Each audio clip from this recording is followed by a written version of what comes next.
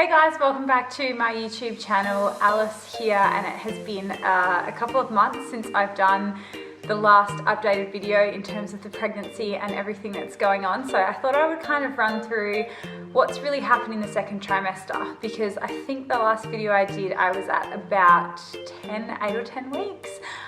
So it's been a while since then, and I thought I'd answer a few questions that had come in on Instagram that I popped on my story, and also just kind of keep you guys updated on everything pregnancy related.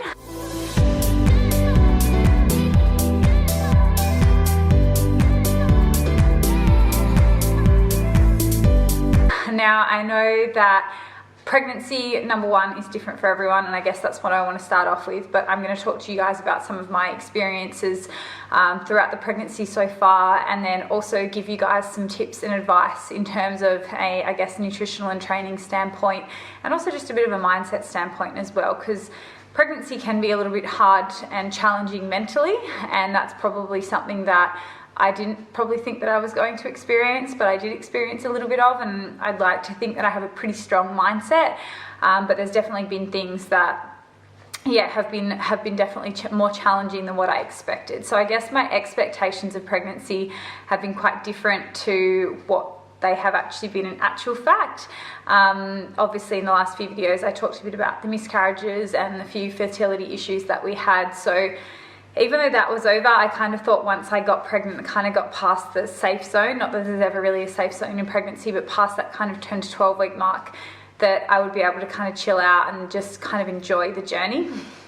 Now, I definitely have been able to, but at the same time, I'd say that when you are pregnant, it's probably a very nervous time in your life, especially your first pregnancy, and that's kind of what I've been experiencing. I don't want to say it's anxiousness, because I don't really like to use the term anxiety, because it is such a big term, but at the same time, I definitely think I've been more nervous than I ever have been in my life about certain things, about, how I'm training and what I'm eating and how my body's shifting.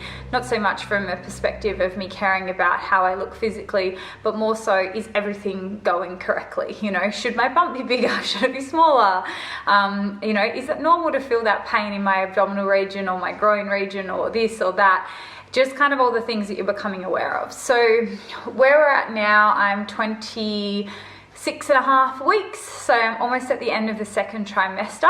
So I'm going to start off with, I guess, how my body's kind of changed first. And I want to talk about that and be really honest from that standpoint. So everybody gains weight differently when they're pregnant. You have to gain weight, it's inevitable, it's going to happen. For me, I've kind of had a weird pregnancy in the sense that I haven't actually gained a lot of weight. As you can see, like, my arms have still got a little bit of definition, but I've definitely lost a lot of muscle mass. That would be the biggest thing.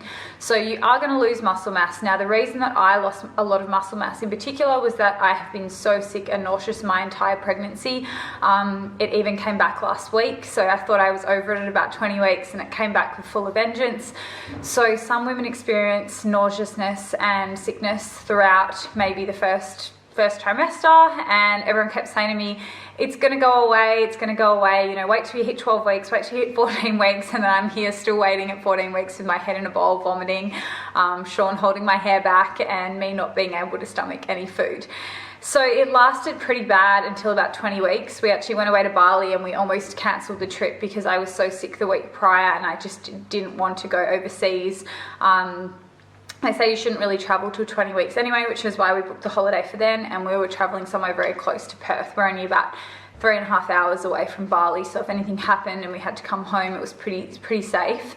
But at the same time, I was really worried that I was just going to ruin the holiday for me and my fiance, because I wouldn't be able to eat anything, or I'd be really tired or whatever. Don't know what happened. Maybe it was chilling out and going on holiday, but I definitely didn't feel as sick when we were over in Bali. I still struggled to eat food, but I did gain a little bit of weight over there, which was fantastic. So my weight, basically, when I got pregnant, I put on about 5 kilos post competing last year. So I think my stage weight was around 62, 63 kilos. And I think when I got pregnant, maybe it was a little bit higher than that. When I got pregnant, I was 69, like around 69 kilos. So when I got really sick, my weight dropped down to 63.5 kilos at the lowest that it had been, and that was at about week 16 or 17 in my pregnancy. So that far along, and I'd actually lost weight. So like I said, keep in mind I'm somebody who has a lot of lean mass, and I lost a lot of muscle. So I wasn't just getting shredded and losing body fat, my body was recompositioning. So I was definitely still gaining some body fat, but I was losing a lot of muscle in that time because I could barely consume protein, and also just enough calories. So have I been tracking macros throughout my pregnancy? Not really. The only time I have been kind of tracking them is to actually check that I'm eating enough. When I was really sick, I definitely wasn't eating enough, and I'd plug a few days in. There were some days I was only eating 1,000 calories, which is nowhere near enough for, the requirements for me and the baby. So that really freaked me out, and I spoke to the midwife about it, and I was just worried that the baby wasn't growing and thriving. You don't care about yourself when you're pregnant, or at least I don't. I just care about my little baby girl inside of me and making sure that she's okay. The doctors let me know that everything was okay. She was growing and thriving, and they said that some women experience really high HCG during their pregnancy, and unfortunately I am one of those women, which is why I feel this way. Now, she said the benefit of that is it's actually a sign of a really healthy pregnancy. So it's kind of a double-edged sword. You're like, I'm really sick, but then that means my baby's really healthy. So I kind of, once I knew that, I started seeing it as a really positive thing and just kind of trying to get through it. The hardest time from that kind of, the sickness started at about 6 weeks in to that 20-week mark, was keeping up with my work and my commitments to my clients and my commitments to the business. And I put a lot of pressure on myself. I kind of lost a sense of who I was, I would say, definitely for a good period of about 8 to 10 weeks. I'm gonna get emotional filming this video. And my partner saw it. I just didn't feel like I was being a good coach. I didn't feel like I was being a good partner. I didn't feel like I was being a good friend, because some weeks I just had to stay on the couch, get my work done. My clients didn't really know how bad it was, whilst, rolling into the toilet and vomiting and trying to keep down a dry rice cake. And it got pretty dark for a few of those weeks there. I had to go to hospital a couple of times and get put on fluids and some medication because I just couldn't keep food down. Even struggled with water at some point. So obviously dehydration is a really, really negative thing in pregnancy as well. So we were trying to avoid that. So there was a few really rough weeks in there. I'd say there was probably 3 or 4 really bad weeks, and then the other weeks just kind of tried to cope by having naps and doing what I could. But I feel like, fingers crossed, we're kind of coming out of the dark end of that evil first and second trimester, and I'm finally starting to get to enjoy my pregnancy a little bit more. I've started to gain weight again. Also, the other variable to think about in terms of you guys listening to this video going, you shouldn't be losing weight when you're pregnant. I wasn't training much as well. When I was that physically sick, I could barely get off the couch. There was no way I was going to the gym. And for somebody who's normally so active and training, 4 to 5 days a week prior to pregnancy, plus walking my dogs, plus doing all those things, plus having quite high testosterone and building muscle well, my muscle was just falling off me. So my legs got quite skinny, and my arms and glutes and everything, which isn't an issue for me, but I'm just trying to express to you guys that it's not like I was trying to lose weight. It was just a lack of muscle mass and all of those things occurring. So I do not recommend anybody trying to aim for fat loss while they're pregnant. It was non-intentional, and for all the women that said to me, you're so lucky you haven't gained weight, I felt like saying, you know what? To be vomiting and spewing, I much would have rather to put on 5 kilos than to have to go through that. So every woman's pregnancy is different for that reason, and I think it's really important to have some perspective and just be kind to anyone that's pregnant, because it wasn't easy. And yeah, like I said, I put a lot of pressure on myself. I felt like a terrible friend because people would ask me to do stuff and I would just be like, I don't want to do anything, because I couldn't even go out and eat because I'd sit there at restaurants and the smell of food would make me feel sick. Or we'd buy food and then I wouldn't end up eating it. So Sean, my partner, gained weight. He gained, I think, 4 or 5 kilos in the second trimester because he was eating all the food that I couldn't finish. So the positives from here, my weight has now gone up from that low at 63 kilos, where I honestly think I was really dehydrated at that point. It was probably more like 64 kilos. I'm at about 67.5 kilos now. So I've gained about 3.5 kilos. The last probably 4 weeks, it's really started to happen. So from about 22 weeks, Now the baby at the moment weighs about 1 kilo, and then you also have your amniotic fluid and also your placenta. So there's probably about 2.5 to 3 kilos just in my midsection. So realistically, I've only probably put in on maybe 1 kilo to 2 kilos on top of that. So in terms of weight, I do not give a shit what my weight does for the rest of the pregnancy, as long as I'm putting on weight and baby's healthy. That is number one. Outside of that, you know, I'm still going to now get back into the gym and be active and healthy and all of those things. I've been back training 3 times a week in the gym, so I'm hoping now that I won't lose any more muscle, so then my weight really should be increasing if I'm holding on to that base and then gaining a little bit of body fat, gaining baby, all of those healthy things. So this is where you shouldn't get too hung up on the scales or beat yourself up if you're a mum, because everyone's pregnancy journey is different. And that being said, I would still do it all again for another kid. Now, if you had asked me that about 10 weeks ago, it might have been a different story, but absolutely. So the positive things. I felt our baby girl kick really early on. So even though I was so sick and so worried about her, I felt her kick from about 16 weeks, which was really nice because it just reassured me that she's doing okay. It was almost like a, hey mom, like I'm here. I know you're sick and I know I'm kicking your ass, but like you're doing well.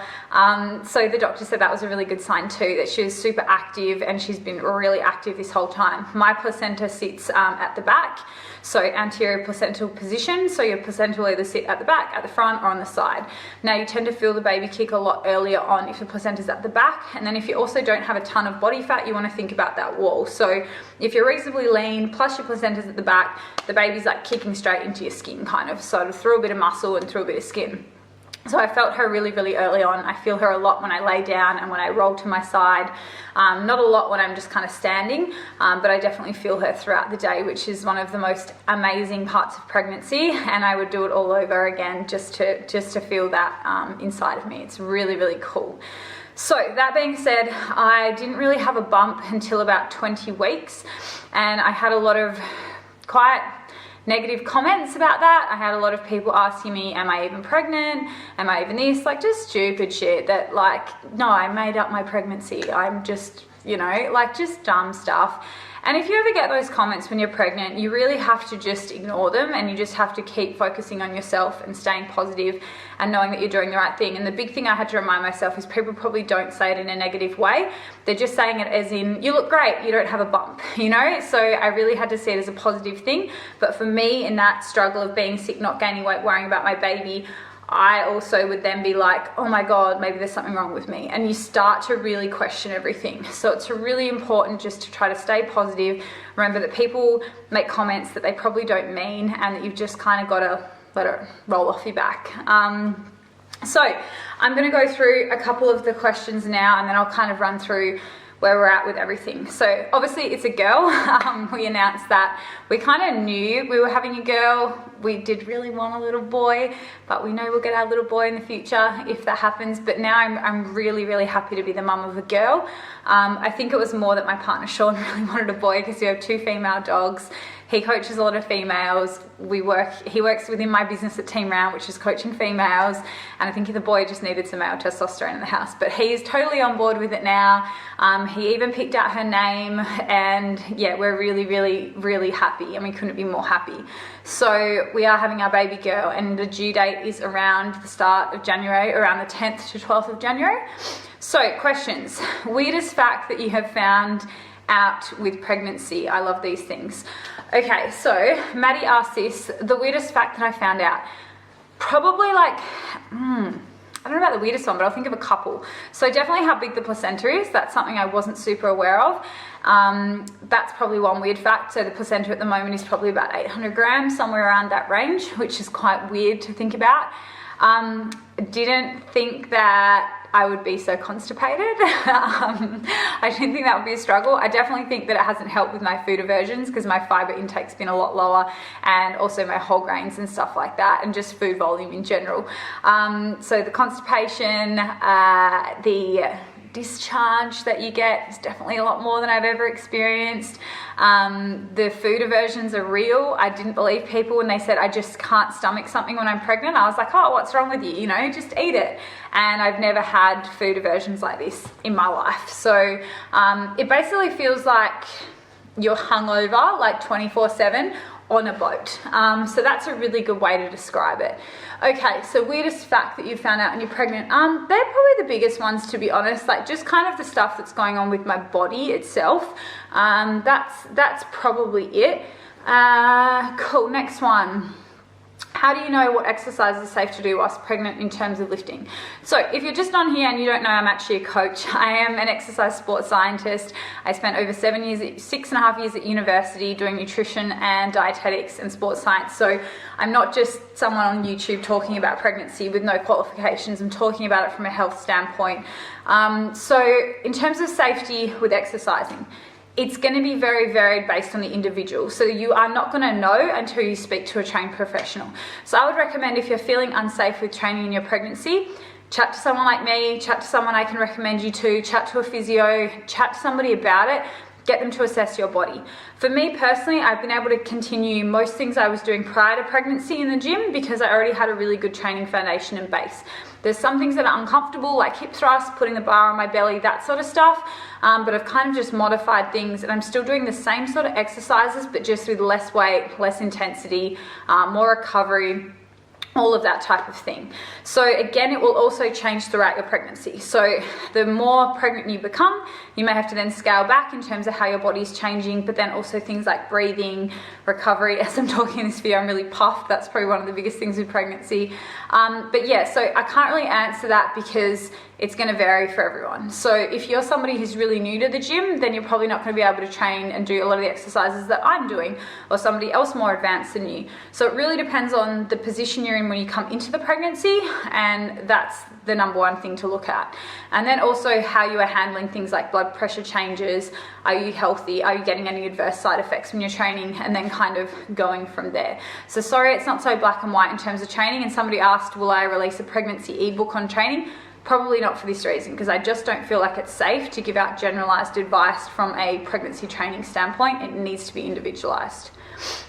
Okay, Renee asked, what can you recommend to do with the help and worry or anxiety in the first 12 weeks? So first up, like I said, I don't really like throwing the word anxiety around because it's a pretty big term, but I guess the nervousness is what I'd like to call it. Look, biggest advice, especially after having miscarriages, is you can only control so many variables.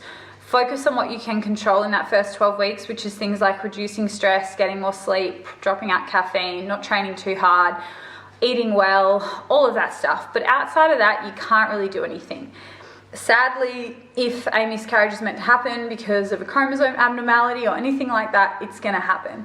So the biggest thing is just to remind yourself that you can only control what you can control in a pregnancy, and everything else is really getting left up to the universe, the world, if you believe in God, those things.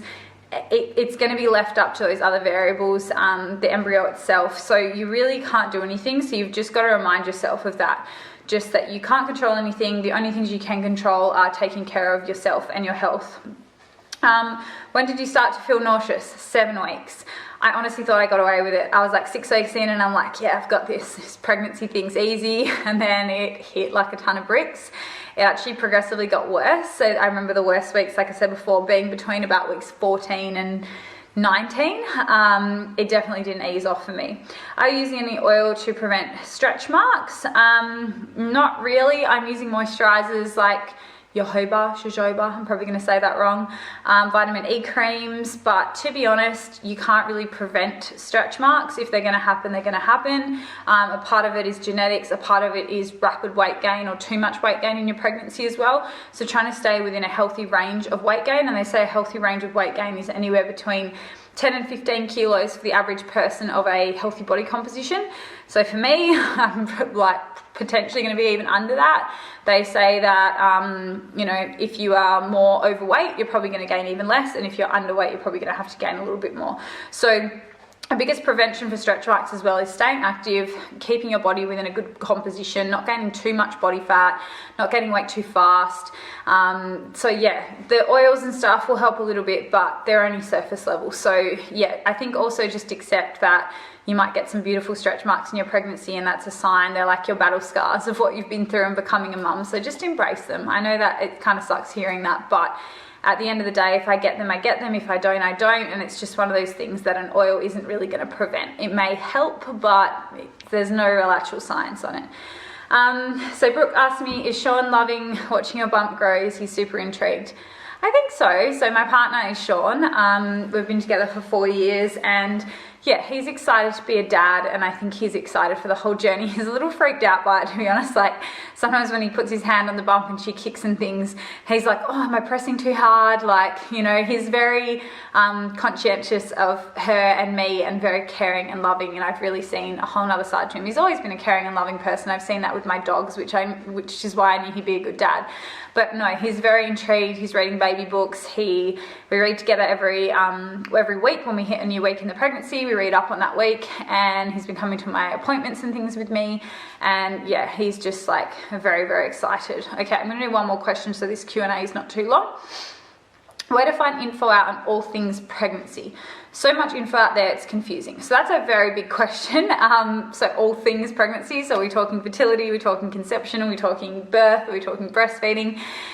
There's a lot of questions there. So in terms of, I guess, the nutrition and training side of things, that was pretty easy for me because I already did that at uni and I've done courses and things like that. The biggest things that I don't know about and I still need to get more educated about before she pops out in January is definitely the afterwards. So I feel like I've done a lot of research on actual pregnancy. I probably haven't done enough yet on the actual birthing. I haven't done up a birth plan yet, so we're meeting our midwife for next week to start preparing that. On breastfeeding, on, you know, afterwards when we get home, what the plan's going to be. Are we going to, you know, have a sleep schedule or attempt that, or are we going to have her, you know, in her room from what age? All of these things that we haven't really actually decided on yet, because I've still got a fair few months to go and I've been really busy with work. So I'm taking time off work from Christmas, which will be a few weeks prior to giving birth, and we're going to then really plan everything out. We'll still probably have the birth plan ready prior to that, just in case I go into early labor, but everything else we can kind of sort out along the way. I don't want to be too OCD and too organized with things and stress myself out with information as well. I think you can get information overload when you're pregnant. So the only people that I'm really listening to for advice are my doctors, my midwives, books that have been given to me by the hospital that I'm giving birth at, and some really good pregnancy recommendation books, which I'm more than happy to post up or show you guys which ones we've been reading. So there's some of the big resources we've kind of been going to. But really, other than that, it's just been listening to the doctors. Like at the end of the day, they know what's going on. I've also listened to a couple of friends who I believe in my eyes are the sort of mums that I want to be, and I love the way they raise their kids and I really respect them, and I've been listening to those couple of people as well, and my mum. So they've been the main resources. Doctors, really close friends and loved ones that you respect as a parent, and that's pretty much been it, and a few resources. So that being said, they're kind of a few questions that I'll go through because I don't want to make this video too long. The other things that I have done at this point in the pregnancy was I had my gestational diabetes test last week. It was not that bad for anybody that's going to do the test. Honestly, a couple of hours, take a book, whatever. But I'm still waiting on the results for that. But I think that everything will be fine because I haven't experienced any signs or symptoms of gestational diabetes. But it is an important test to get done, especially if you're somebody who's gained weight quite rapidly in your pregnancy, or you are more overweight going into the pregnancy, or you've got a family history of diabetes, which I do. So it was important for us to have that test. But that being said, that's kind of wrapping up the second trimester. My bum has started to grow now. I don't really fit in a ton of my clothes anymore. I'll post some photos in here as well, and there's more on my Instagram. I've done some really cute pregnancy shoots and I'm really happy I did those. Even though I have been so sick, I kind of forced myself to do it because I knew I'd regret it if I didn't. My other advice to any pregnant mums out there is take lots of photos, enjoy the journey, enjoy the process, enjoy seeing your body change, enjoy all of those things, because it's a pretty magical time and not everyone gets to experience it. And yeah, it's just a cool journey. So I'm really pumped for what's next, and going into the third trimester, seeing her grow and develop more, learning more about pregnancy, and just everything in between. So I just also want to thank friends and family and staff and clients who have been patient with me throughout that period where I was really, really, really sick. and it is what it is at the end of the day. I'll probably get it again with my next pregnancy, but it's more so just advice to women that are thinking about getting pregnant. That doesn't happen to everyone. That, like, I've got 5 clients that are pregnant at the moment, and one of them out of that 5 has had it, and nowhere near as bad as what I had. Like, she hasn't physically vomited or anything, she just had food aversions. So remember, I'm more of an outlier in terms of my experience, but it could potentially happen to you. So it's also good to be prepared. I probably wasn't prepared for that. In terms of my workload and my capacity, I didn't think that that would happen to me. I thought I'd be able to just kind of work through like a trooper, and that experience really taught me that I need to slow down. So I hope you enjoy this pregnancy Q&A. Sorry, I'm like really breathless, but that's another side effect of pregnancy, breathlessness, and also you just feel hot all the time. And I'm going to be full prego into summer in Australia, so that's going to be interesting. But thank you so much for tuning in to this pregnancy Q&A / second trimester. If you have any questions, pop it below. And yeah, I hope you enjoyed my little wrap up of it, and I'll chat to you guys in the next video. See ya.